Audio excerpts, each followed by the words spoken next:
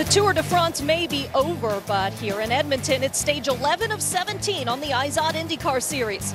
In this race, Will Power wears the yellow jersey as points leader.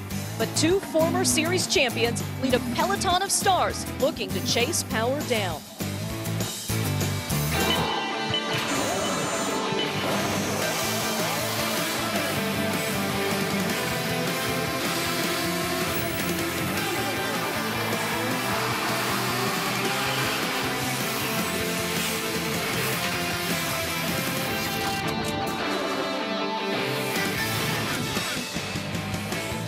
This is Edmonton, Alberta, Canada, where this weekend City Centre Airport has been shut down, where runways have been transformed into a race course, and where 25 stars of IndyCar have been cleared for takeoff on this 14-turn, 1.96-mile temporary street course.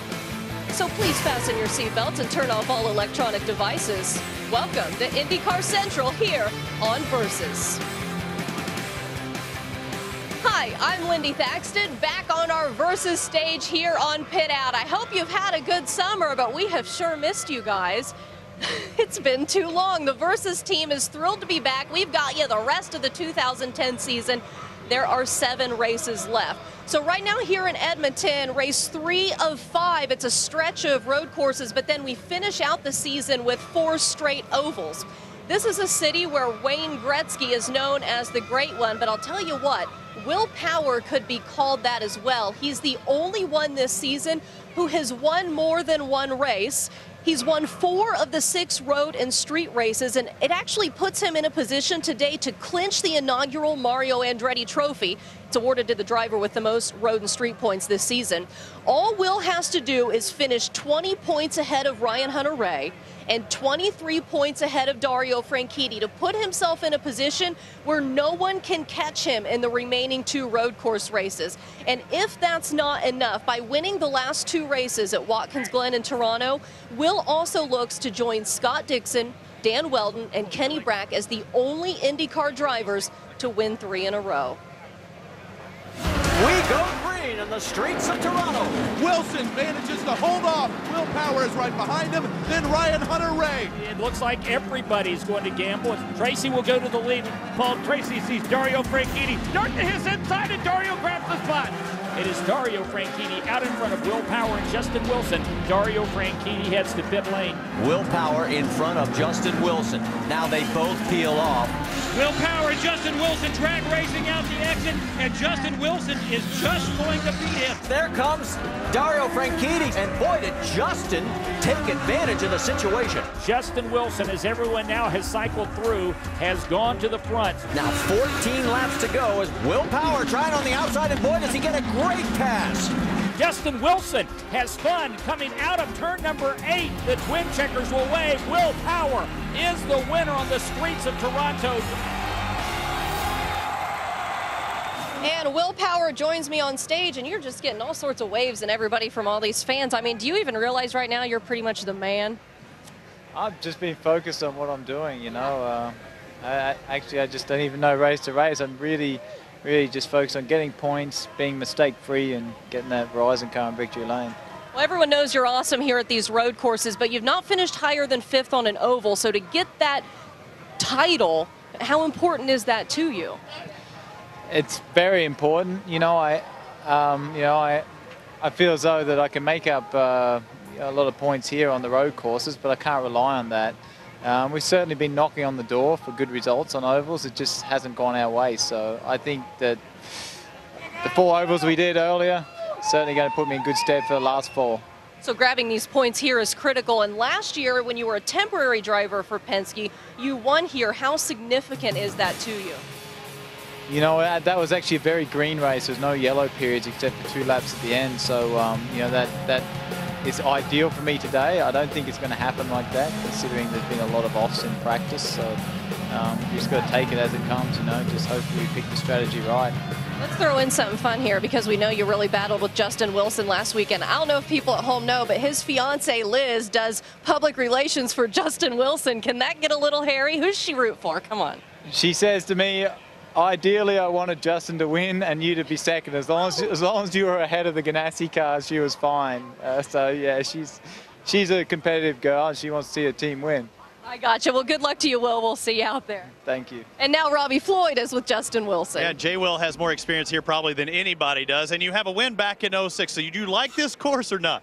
I do. It's a tough track to get right, but it's a lot of fun. And when the car's right, it's a lot of fun around here. You can carry the speed, the momentum comes, and the lap time comes with it. Well, you qualified 9th. How much fun have you had this weekend? This one's been a struggle. We've had to work hard, and you know, it's not what we're looking for. But we keep making change on the car. We can make one corner better, but it makes another corner worse. And we haven't found the right compromise yet, but I think we've made another positive step in warm-up and in practice, so hopefully come race we'll be fine. Yesterday after qualifying, you have to choose whether you use the red alternate tire or the black primary tires. Everyone in the top 20 went one way, you went the other. Why did you go with the primary?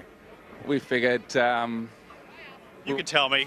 We want to make something happen. We want to do something different, and we're not going to do that by doing the same strategy as everyone else. And on a track like this, which is so downforce dependent, you know, you can't get within a second of the guy in front. So we want to do something different. We want to put the reds on when everyone else got the blacks on, and see if we can take advantage. And then after that, we'll see if some people put a second set of reds on which are used, and maybe they'll go off. Thanks a lot, Justin. Good luck out there. Lindy Thaxton will find out if that difference will be enough. We sure will. Thank you, Robbie. And Justin's had good finishes here at Edmonton. Not only did he win a Champ Car race here back in 2006, he also has 4 top 5 results. He's actually never finished worse than 8th.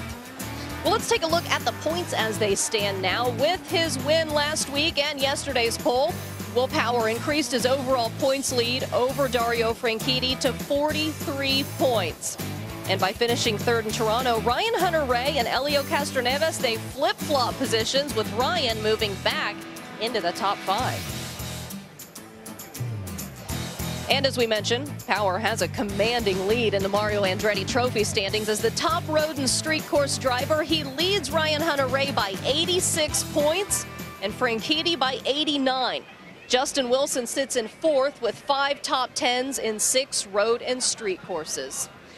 Ganassi teammates Dario Franchitti and Scott Dixon, they start in row 2 together today. Of course, Scott Dixon, the 08 Series championship, Dario Franchitti, 09. They are both trying to reel in Will Power right now, and they are both standing by with Jack Arute. And Lindy, there's already been a little bit of a celebration, because at the Brickyard 400, Jamie McMurray for Target Chip Ganassi and Bass Pro Shops brings the car home victorious. And Dario, this is getting to be a sweep at Indianapolis for Target Chip Ganassi. Yeah, it was great to see both Juan and Jamie doing a great job today. Obviously, feel bad for Juan that had the problem there, but Jamie brought it home. Chip's won the Daytona 500, Indianapolis 500, now the Brickyard 400 this year. So he's on a roll, and it's now up to Dixie and I today to do the job for Team Target. Yeah, you guys didn't get a call or anything from Chip telling you, you got to press a little harder, have you? I'm sure his phone's blocked up right at the minute, and he's probably not caring about too much what his phone's doing. But it was a huge race. Definitely feel bad for Juan. Obviously, in the Target car, looked like he was dominating the race. But more importantly, hopefully we can pull that through today. A 9 and 10 1-2 would be huge for us. Yeah, let's talk a little bit about what lies ahead specifically for you, because while he is chasing down Will Power, you're trying to, well, hold station, as one broadcaster likes to say. Are you feeling pressure that you have to push the button harder, or how do you change your luck at all, Scott? I don't know. It's just been one of those seasons where nothing's really clicked, and we've had a lot of DNFs on the road courses. But the great thing is that the cars had speed. It's obviously probably not as good as the Penske cars, but we're definitely closing in on it. But we got to have a clean race. We got to get to the end. We got to get maximum points, and more importantly, we got to try and get ahead of the 12 car and try and close that gap in the championship as well. Now, Dario, when you won the Indianapolis 500, Jamie McMurray got in his own airplane the next day and flew up to congratulate you. I hate to break the news to you, but now you're going to have to reciprocate and fly back to Indy. That's okay, because we borrowed Chip's plane to come up here, so we got to stop off in Indianapolis tonight. So last time we saw Jamie's plane was in Indianapolis in one of the hangars getting worked on, so hopefully we can catch up with him tonight and shake his hand and just tell him well done, because that was a hell of a job. Now, Lindy, if one of these guys win today, it'll be a heck of a sweep for Target Chip Ganassi's operation. It sure will. Thank you so much, Jack. And since the reunification, Dario trails only Will Power in road and street course wins. Power has 5 wins in the last 2 seasons, while Franchitti has 3. Well, when we come back to Edmonton, we will take a look at some of the emotions that boiled over last week in Toronto and the battle of words that followed. This is IndyCar Central on Versus.